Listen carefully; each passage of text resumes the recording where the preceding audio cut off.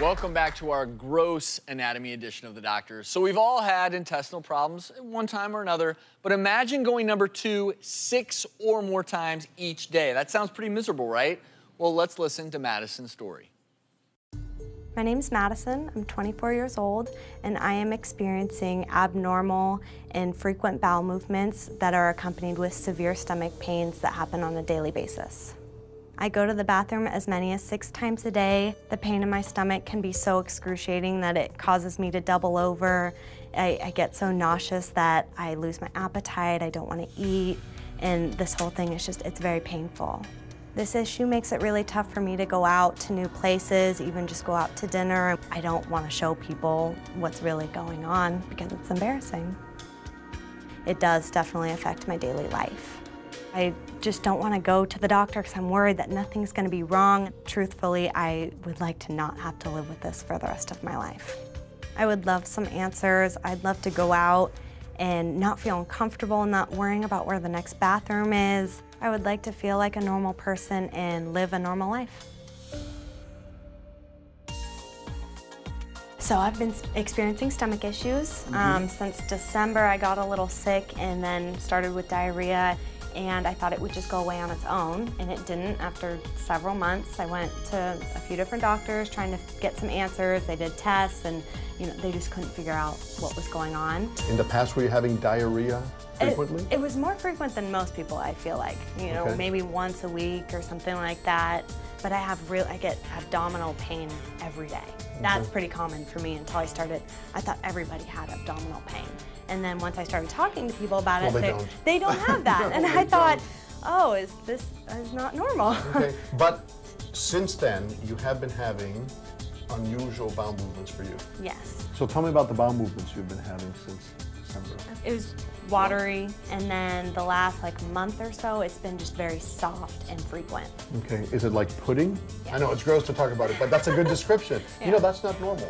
Now, I've gotten some of your old records, and I know that your doctors have been trying to evaluate what this is, and they've done stool samples, and they really haven't found anything. They found no abnormal bacteria, no parasites, but they did find some inflammatory cells, which concern me a little because that means that there is some sort of inflammation going on in your intestine. Yeah. And I know that way back they recommended a colonoscopy. Yeah, I got a little scared. I don't blame you. But you understand what we're going to do today and why we need to do it. Right.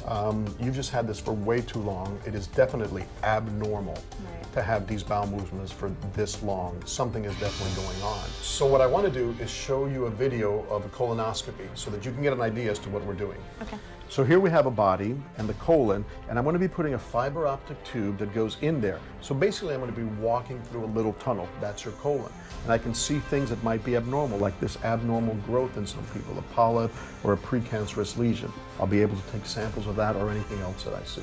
I don't expect to see any of that in you, but we're always going to be looking for it. I want to see if there's any inflammation of any of that. Okay. So, you up for it?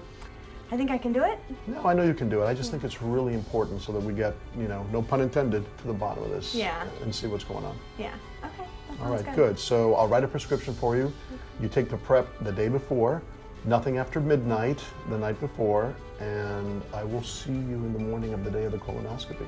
Sounds great. It's colonoscopy day, and I'm doing well. The team here is great, and I'm anxious to get some answers, a little nervous, but I think this will be good. So here is the fiber optics, showing my finger, my face, and as you notice, the colonoscope is completely movable by these controls I have. The colon is also known as the large intestine, and it's approximately 5 feet long. It's made of different cells, and actually their main job is to move water back and forth through the colon. There's no real absorption of food in the colon. It's basically what dries up the stool and gives it form.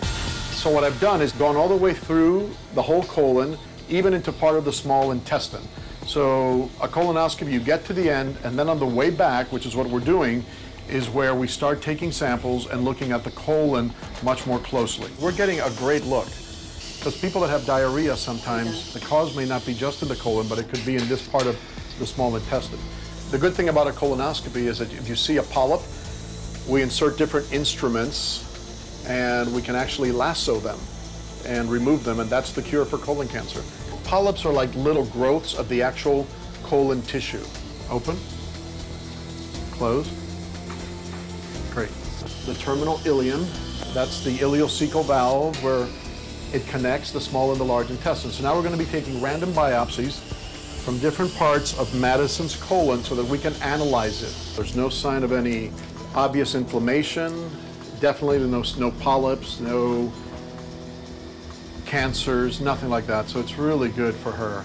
Open, close, one more. Open, close, good job. All right, we went through all 5 feet of her colon and even went further than that into her terminal ileum. And to the naked eye, it all looks normal. But we took lots of samples to see if there's something microscopically that might be causing her diarrhea. So we have to wait a week or so for the biopsy results, and then we'll be in contact with Madison and go from there. But she did a great job. She was a great patient. Gastroenterologist Dr. Jorge Rodriguez is joining us via Polycom. And Dr. Rodriguez, thanks for being here. You performed a colonoscopy on Madison. You were trying to get to the root of what was going on. So what all did you find? Well, luckily, to the naked eye, her colon looked normal. And I took biopsies, Travis, all throughout her colon and small intestine. And they just got back a couple of days ago, and they're all normal. So there was no sign of any inflammation, no sign of any parasites. So what this leads me to believe is that she probably has irritable bowel syndrome, which is an abnormal movement, of her intestines, and that's what's probably causing her diarrhea. So we sent all this information to her GI doctor back where she lives, but there's another thing, in talking to her, a lot of this pain, this severe pain that she has, gets worse during her menstrual periods. So I'm also suggesting that she go to her GYN to see if maybe this pain is endometriosis. So not every pain that you have in the belly is necessarily from the intestine.